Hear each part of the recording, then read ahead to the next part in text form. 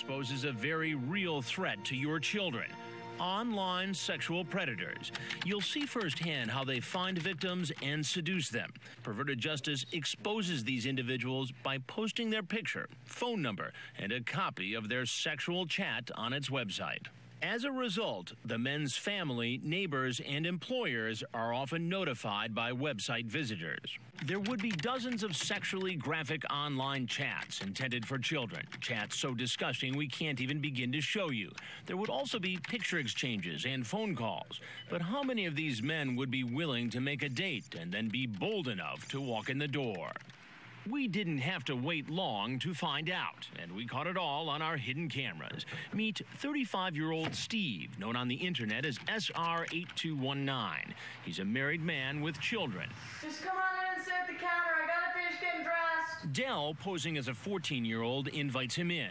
And even though there really isn't a 14-year-old in the house, this man still may be committing a crime, according to sex crimes expert Ken Lanning. The federal law makes it pretty clear there doesn't have to be an actual child there. And as far as Steve is concerned, there's a real 14-year-old in this house. Just sit at the counter. I'll be right down, okay? As for why he's here, after we read you part of his online chat, it will be pretty clear. You on the pill? No. You wear condoms? If you want me to, but I'm sterile. Okay, then you don't have to wear a condom if you don't want to. But before we have sex, I want you to make me He then assaults the girl with chat about oral and anal sex and even asks a series of deeply personal questions like, when do you get your period? And another offensive question about her personal hygiene.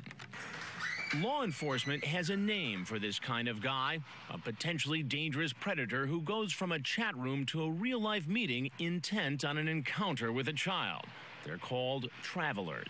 He starts to communicate online, and then he is going to travel to where the child is, or he's going to try to get the child to travel to where he is, also they can engage in actual sexual activity with the child. But today, Steve won't have a chance for sex with a 14-year-old. Instead, he'll be meeting me.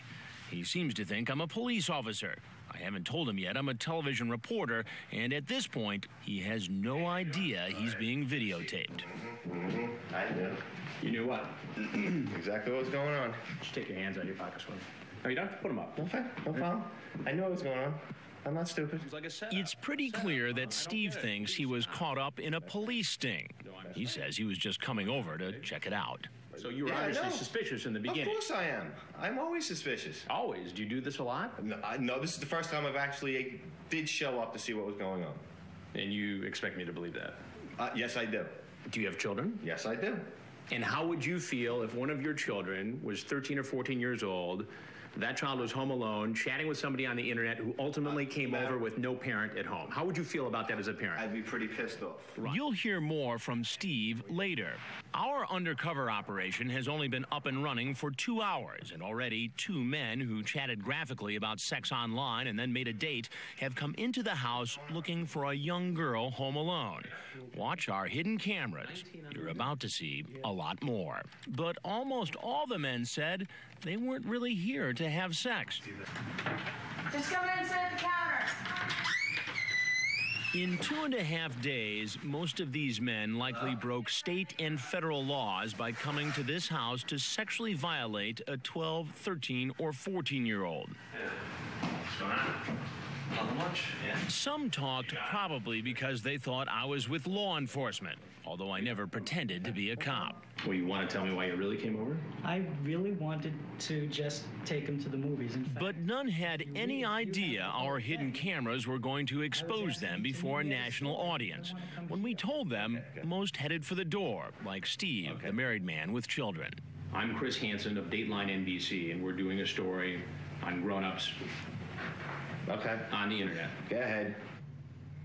I am leaving. All right, go ahead. You know, and you don't have my permission to put me on tape either.